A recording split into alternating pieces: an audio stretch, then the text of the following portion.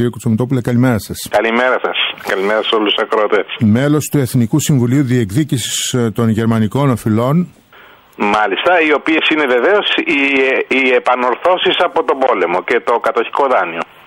Και το κατοχικό δάνειο που πολλές φορές έχουμε πει, κύριε Κοτσομητόπουλε, από την εκπομπή μας, ότι ο λαός αυτός πήρε τα χρήματα των παππούδων μας, όπως λέμε, από την Τράπεζα της Ελλάδος, όταν αποφάσισε το ξανθό το γένος να κυριαρχήσει στον κόσμο, και μπορεί να ήταν διαφορετική και η οικονομία μας σήμερα.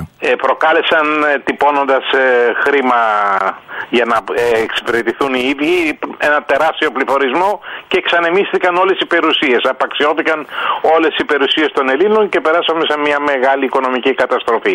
Πέρα όμως από το δάνειο ήταν και οι καταστροφές και οι άμεσες ληστείες, κατασχέσεις, επιτάξεις και ό,τι άλλο έγινε παράλληλα με τα γενοκτονικά εγκλήματα σε πάνω από 1000 χωριά και συνοικίες της Ελλάδας. Τα ολοκαυτώματα, κύριε Κοτσομητόπουλε, 110 στον αριθμό σε όλη την Ελλάδα.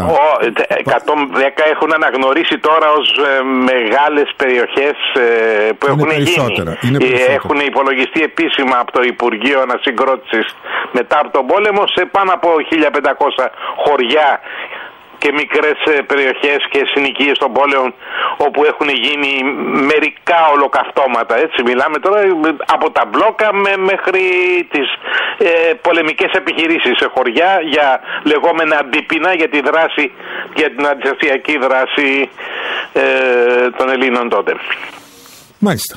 Τώρα έρχεται ένα εκπαιδευτικό πρόγραμμα, για να πάμε στο διατάφτα, το οποίο θα μας δώσετε περισσότερες πληροφορίες, τι ακριβώς είναι αυτό και ποιος είναι ο σκοπός του. Επιχειρείτε να έχουμε... Ναι, αφήστε να διευκολύνω. Λοιπόν, μετά από τον πόλεμο, μετά από τη λήξη του πολέμου και όταν ιδρύθηκε η Δυτική Γερμανία και η Ανατολική από την άλλη μεριά το 1950 με την άδεια των συμμάχων και την επίβλεψη, η κατοχή συνεχιζόταν, αλλά τους επιτρεπόταν μια πολιτική αυτοδιοίκηση, ας πούμε, και στη Δυτική και στην Ανατολική Γερμανία. Από τότε προσπαθούσαν η Δυτική Γερμανία, κυρίως η οποία της αναγνωρίστηκε πως είναι κατά κάποιο τρόπο κατά το διεθνές δίκαιο ο συνεχιστής της κρατικής συνέχειας του Τρίτου Ράιχ, προσπάθησε να κλείσει το παρελθόν προωθώντας μια πολιτική που έλεγε δεν πρέπει να μιλάμε για τον πόλεμο. Έτσι, παραδείγματος χάρη, το 1959 είχαν διαμαρτυρηθεί όταν είχε βγει το έργο «Οι γενναίοι της Κρήτης» για την αντίσταση και στην Κρήτη. Ότι όλα αυτά αναπαράγουν λίγο πολύ το μίσος, τη μυσαλλοδοξία και ότι δεν βοηθάνε να κοιτάξουμε μπροστά και να ξεχάσουμε το παρελθόν. Και μιλάμε τώρα, δεν είχαν περάσει ούτε 15 χρόνια μετά από τη ρήξη του πολέμου. Δηλαδή οι καπνοί ακόμα από τα χωριά βγαίνανε, θέλω να σας πω. Έτσι, και είχαμε και 800.000 πέρα ανάπηρους, έτσι, τους οποίους ψυχικά και σωματικά. Πέρα από τις 500.000 του πληθυσμού που χάθηκε όταν έγινε η καταγραφή, ας πούμε, η απογραφή του πληθυσμού το 1947, υπήρχαν, ας πούμε, 500.000 λιγότεροι κάτοικοι στην Ελλάδα, έτσι, που είναι ένα σημαντικό γεγονός. Εδώ να πούμε, κύριε Κοτσομητόπουλε, ότι και από την πλευρά μας κάποιοι πολιτικοί προσπάθησαν με τον τρόπο τους να τα ξεχάσουμε αυτά. Προσπάθησαν διότι ακολουθούσαν μια γενική πολιτική της Δύσης τότε, που ήταν η γενική γραμμή κυρίως των δυτικών συμμάχων, οι οποίοι έλεγαν πολύ σύντομα, αρχικά είπαν να πάρουν επανορθώσεις, πήραν οι ίδιοι σαν άμεσες κατοχικές δυνάμεις οι 4 μεγάλες δυνάμεις. Πήραν άμεσα από τη Γερμανία, ξυλώσαν εργοστάσια και ό,τι άλλο ήθελαν, κατάσκεσαν το γερμανικό χρυσό και τις γερμανικές τράπεζες όπου τον βρήκαν στο εξωτερικό. Πήραν λοιπόν και τις ευρεσιτεχνίες που ήταν καθοριστικές για την ανάπτυξη, παραδείγματος χάρη της φαρμακευτικής βιομηχανίας των ΗΠΑ και άλλα δισεκατομμυρίων. Πήραν αυτές τις επανορθώσεις και αφήσανε αναποζημίωτους κυρίως τους μικρούς λαούς και τις μικρές χώρες που είχαν καταστραφεί και ισοπεδωθεί τελείως. Και αυτές είναι, ξέρω εγώ, τα Βαλκάνια, έτσι, η Ιουγκοσλαβία, η Ελλάδα, κυρίως η Ελλάδα, η Πολωνία και οι δυτικές πολιτείες της πρώην Σοβιετικής Ένωσης, που υποστήκανε την άμεση κατοχή. Κατοχή είχε και η Γαλλία και η Δανία και άλλες χώρες και το Βέλγιο, όμως δεν υποστήκανε αυτό που έγινε στην Ελλάδα και σε αυτές τις 4 χώρες που προανέφερα. Ήταν λοιπόν η πολιτική τους, ξεχάστε και δεν θα μιλάτε. Όταν όμως ξέσπασε ένα μεγάλο κίνημα στην Ελλάδα, ιδιαίτερα με αφορμή της ενοποίησης της Γερμανίας, ξέσπασε μια μεγάλη απογραφή από μένα στην Ελευθεροτυπία και αλλού, που έβαλα κατά τη διάρκεια των διαπραγματεύσεων μεταξύ των 4 πρώην συμμάχων μας με τις 2 Γερμανίες για να ενοποιηθεί. Είπα, βάλτε το θέμα των επανορθώσεων, το οποίο είχε αναβληθεί ως θέμα με τη Σύμβαση του Λονδίνου του 1953 για τη ρύθμιση των προπολεμικών χρεών της Γερμανίας και του πολέμου. Εκεί είχε διατυπωθεί στο άρθρο 5 ότι οι επανορθώσεις για τον πόλεμο θα συζητηθούν όταν ενοποιηθεί η Γερμανία. Ήταν ένα δώρο στη Γερμανία και παράλληλα της χάρισαν και το 60% των προπολεμικών της δανείων και το υπόλοιπο 40% να αποπληρωθεί μέχρι το 2000 που πληρώναν οι Γερμανοί. Μέχρι το 2010 μάλιστα. Τέτοια ευνοϊκή ρύθμιση. Είναι η Σύμβαση του Λονδίνου η πιο ευνοϊκή ρύθμιση για το εξωτερικό χρέος των χωρών. Αυτό έγινε απέναντι στη Γερμανία αποκλειστικά. Αυτό το αποδεχτήκαμε. Παράλληλα δεσμευτήκαμε να κάνουμε εμπόριο με τη Δυτική Γερμανία. Επανέρχεται η Δυτική Γερμανία σε όλα τα Βαλκάνια. Παραδίδεται δηλαδή οικονομικά η οικονομία των χωρών αυτών και μας λένε να μην μιλάμε για το παρελθόν. Αυτό ίσχυσε. Όταν κατάλαβαν όμως και ξέσπασε τη συζήτηση το 1990 τι θα γίνει με τη Σύμβαση του Λονδίνου, το ότι με την ενοποίησή σας θα πρέπει να ικανοποιήσετε τις επανορθώσεις που οφείλετε, τότε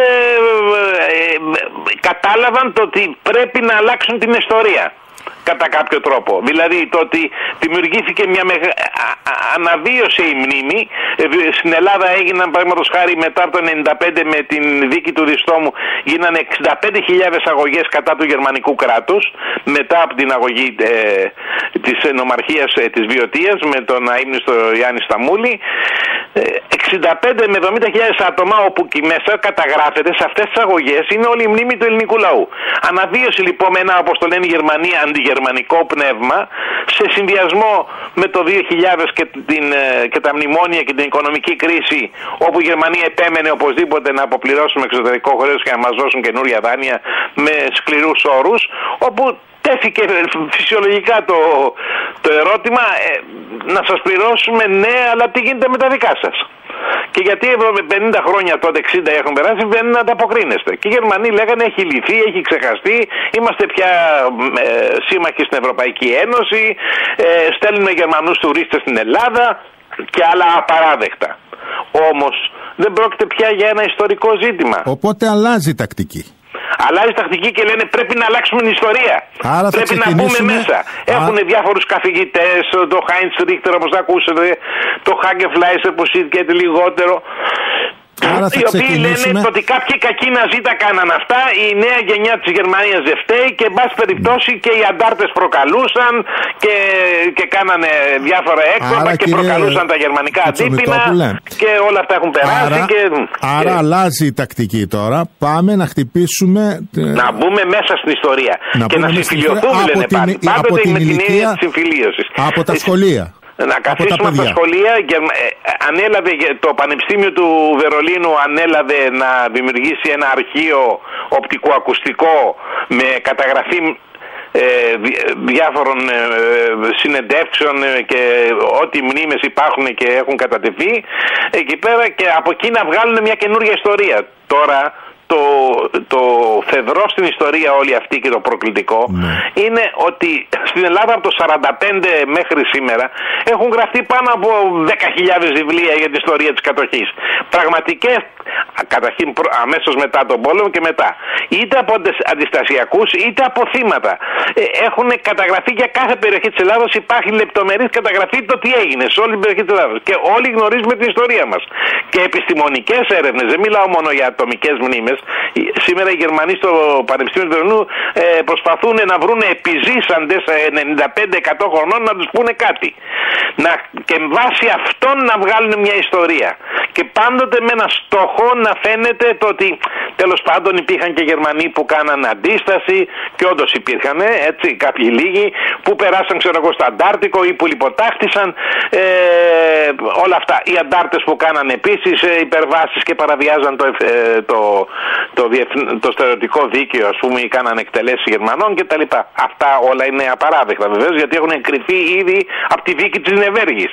Από ποια μεριά, ποιος έκανε την επίθεση, ποιος ευθύνεται για το ξεκίνημα του πολέμου και τι μηχανισμός εγκληματικός εντατικοποιήθηκε κατά τη διάρκεια της κατοχικής ναζιστικής περίοδου. Αυτά είναι διαπιστωμένα, καταγεγραμμένα. Το ότι θέλουν να την ξαναγράψουν ιστορία και να την περάσουν στα σχολεία τελικά μαζί με Έλληνες καθηγητές. Να σταθούμε σε αυτό, κύριε Κουτσουμικόπουλε. Να σταθούμε σε αυτό τώρα, σε αυτήν την τακτική. Τώρα υπάρχει ένα πρόγραμμα το οποίο χρηματοδοτείται από το Υπουργείο Εξωτερικών της Ομοσπονδιακής Δημοκρατίας. Βεβαίως, και έχουν κάνει και άλλα υπάρχει αυτό και έχουν κάνει και άλλα δύο ίδρυμα. Ένα ίδρυμα λεγόμενο μέλλοντος, γερμανικού μέλλοντος προς το παρόν, το οποίο έχει σκοπό να κάνει κάποιες χρηματοδοτήσεις σε ορισμένους μαρτυρικούς τόπους λεγόμενους, αυτούς που φαίνονται τώρα τους πιο μεγάλους, τους 110 που είπατε, που έχουν αναγνωριστεί ως μαρτυρικές τοποθεσίες από το Υπουργείο Εσωτερικών, να κάνει εκεί κάποιες επενδύσεις, ξέρω εγώ, μια βρύση, ένα πολιτιστικό κέντρο, κάτι, ορισμένες εκδηλώσεις κοινές με Γερμανούς που φάγονται και να χορεύουν ομαδικά και ωραία. Αυτό είναι το ίδρυμα μέλλοντος με λεφτά του Γερμανικού. Και το άλλο είναι το ίδρυμα ελληνογερμανικής νεολαίας με τη συμμετοχή και των ελληνικών κυβερνήσεων, που δηλαδή υπογράφτηκε αυτή η σύμβαση, συζητήθηκε επί ΣΥΡΙΖΑ και κυρώθηκε επί Νέας Δημοκρατίας, όπου έχουν σκοπό να κάνουν κανονικά, ας πούμε, συναντήσεις ομαδικές και σεμινάρια Γερμανών και Ελλήνων νέων. Αυτά δεν υπάρχουν σε καμία άλλη χώρα. Δηλαδή παράλληλα με την Ελληνογερμανική Συνέλευση που ίδρυσαν το 2010 με τα μνημόνια, όπου στόχος είναι να μας παρέχουν τεχνογνωσία στην τοπική αυτοδιοίκηση, να διεισδύσουν στην τοπική αυτοδιοίκηση, να πάρουν δημοτικούς υπαλλήλους, να τους εκπαιδεύσουν στο γερμανικό σύστημα τοπικής αυτοδιοίκησης, να βρουν τρόπους επένδυσης στην Ελλάδα, εκεί που υπάρχουν ενεργειακοί πόροι, εναλλακτικές μορφές ενέργειας και ό,τι άλλο μπορούσε να πει, ανακύκλωση σκουπιδιών. Λοιπόν, η διείσδυση καταρχήν Ελληνογερμανική Συνέλευση, Ίδρυμα Μέλλοντος, Ελληνογερμανικό Ίδρυμα Νεολαίας και τώρα το πρόγραμμα καταγραφής μνήμης και από την κατοχή στην Ελλάδα, όλα αυτά είναι μια συγκεκριμένη πρόγραμμα για να μην προχωρήσουν προς την υλοποίηση της υποχρέωσής τους να καθίσουν στο τραπέζι να πληρώσουν επανορθώσεις, οι οποίες σύμφωνα με δύο δύο διπλωματικά διαβήματα, ρηματικές διακοινώσεις που έχουν γίνει από την Ελλάδα. Μία από την κυβέρνηση Ανδρέα Παπανδρέου το 1995, είναι η πρώτη. Και η επόμενη που έγινε τώρα με την κυβέρνηση, λίγο πριν φύγει η κυβέρνηση ΣΥΡΙΖΑ, είχε υποσχεθεί που θα το βάζει αμέσως το 2014 μόλις ανέβηκε στην εξουσία, αλλά δεν το έκανε. Αλλά μεσολάβησε μια κοινοβουλευτική επιτροπή που ερεύνησε, υποτίθεται, τα αρχεία τα ελληνικά για να βγει σε ένα πόρισμα. Το περίμεναν και το 19 κάναν τη δεύτερη ρηματική επίσημη διακοίνωση, στις οποίες και στις δύο διπλωματικές ενέργειες έχει απαντήσει δυστυχώς προσβλητικά η Γερμανία. Την πρώτη την έστειλε με ταχυδρομείο πίσω και είπε είναι απαράδεκτη. Δεν υπάρχει, κατά τη γερμανική νομική αντίληψη, δεν υπάρχει αίτημα επανορθώσεων. Το έχουν λύσει, λέει, το ζήτημα, ενώ όλα τα ντοκουμέντα λένε το αντίθετο. Και συνεχίζουμε έτσι. Το ότι η Γερμανία απλώς δηλώνει ότι με την οικονομική της δύναμη και την πολιτική δύναμη που έχει μέσα στην Ευρωπαϊκή Ένωση δεν θέλει και δεν πληρώνει. Τώρα, αν θέλετε να πάρετε κάτι ψυχία και να κάνουμε κάποιους χορούς, κάποια meeting και τα λοιπά, ευχαρίστως να το κάνουμε και να ξαναγράψουμε την ιστορία, βεβαίως, να φανεί το ότι δεν έγινε, ήταν κάποιοι κακοί Ναζί υπήρχαν και τα λοιπά. Δεν υπήρχαν οικονομικές επιδιώξεις, δεν υπήρχαν γεωπολιτικές επιδιώξεις στον πόλεμο, οι οποίες συνεχίστηκαν και μετά τον πόλεμο. Αυτά. Εκείνο το ζήτημα. Σήμερα όμως... Να γυρίσω πάλι στην εκπαιδευτική πλατφόρμα αυτό το πρόγραμμα, το οποίο πώς παρουσιάζεται, πώς κινείται. Πώς κινείται. Καταγράφουν, προσπαθούν, απευθύνονται σε κόσμο που ψάχνουν να βρουν επιζώντες και σε Έλληνες καθηγητές και γνωστούς και που στέλνουν γράμματα κτλ. Να τους δώσουν συνεντεύξεις, να τους καταγράψουν. Από εκεί και πέρα να βγάλουν ένα εκπαιδευτικό πρόγραμμα οι ίδιοι, το πώς πρέπει να απευθυνθούν μέσα στο σχολικό σύστημα και στους καθηγητές της μέσης εκπαίδευσης κτλ. Για να μιλήσουν για τον πόλεμο, να βγάλουν κοινά πορίσματα. Αυτά. Ότι δεν θεωρούν κατά κάποιο τρόπο, και αυτό είναι επίσης και απαράδεκτο και προσβλητικό, ότι η δική μας ιστορία, αυτά τα πάνω από 10.000 βιβλία που έχουν γραφτεί με ό,τι έχει γίνει στην Ελλάδα, από επιστήμονες και από άμεσα και από θύματα, είναι μεροληπτικά, έχουν μια ιδιαίτερη αντίληψη της αντικειμενικότητας.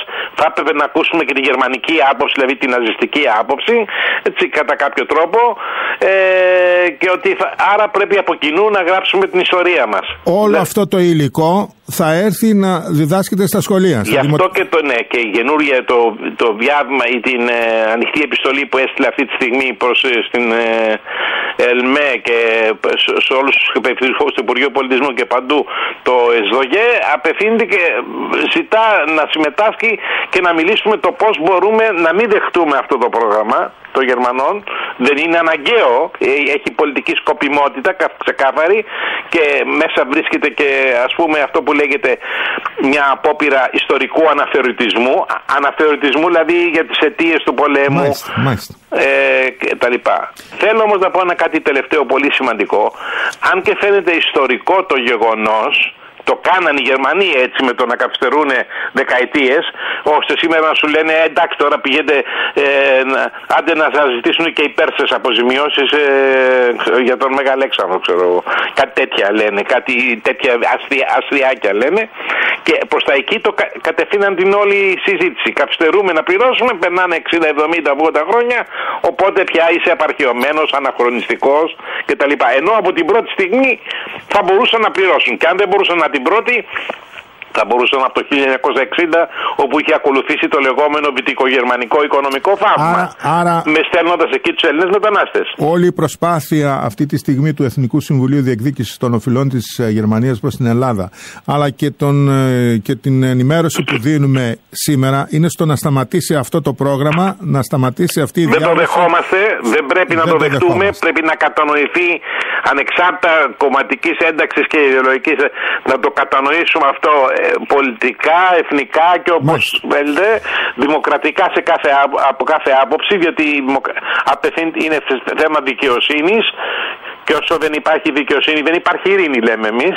και η δικαιοσύνη δεν έχει υπάρξει σε σχέση με τις οικονομικές και τις κοινωνικές συνέπειες του πολέμου στην Ελλάδα, έτσι, και τις ψυχολογικές θα έλεγα, πόσα δεν γίνονται στην Ελλάδα ακόμα, ποιες συμπεριφορές δεν έχει ο πληθυσμός με τις μνήμες από την κατοχή όταν γίνεται μια κρίση ή όταν ακούγεται μια σιρήνα που τρέχουν όλοι στα μαγαζιά.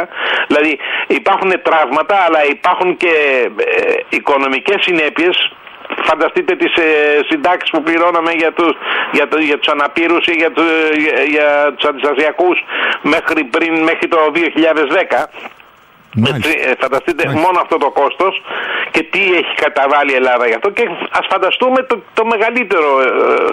τη μεγαλύτερη συνέπεια που ήταν η ελληνική μετανάστευση η μαζική μετά το 1960, η οποία ξεκίνησε από το 1953 βεβαίως, προς την Αυστραλία και την Νότια Αμερική, το 60 μαζικά προς την Γερμανία και την Δυτική Ευρώπη και τη Σουηδία, η οποία τι ήταν? Αποτέλεσμα της ισοπαίδωσης της χώρας στον πόλεμο. Η οποία λόγω δικών μας αδυναμιών του συστήματος, του πολιτικού και του οικονομικού συστήματος, δεν κατάφερε να ανακάμψει. Δεν πήρε όμως και τίποτα σε σχέση. Είχε καταστραφεί η Ελλάδα. Έχει υπολογιστεί από την έκθεση Δοξιάδη, που ήταν η επίσημη που κατατέθηκε στον ΟΗΕ, στην Ιδρυτική Συνέλευση του ΟΗΕ, σε 4 γλώσσες συμμαχικές για τις καταστροφές στην Ελλάδα. 32 φορές το προπολεμικό εισόδημα της Ελλάδας είχαμε χάσει. 32 φορές το προπολεμικό εθνικό εισόδημα της Ελλάδας. 32 χρόνων δηλαδή.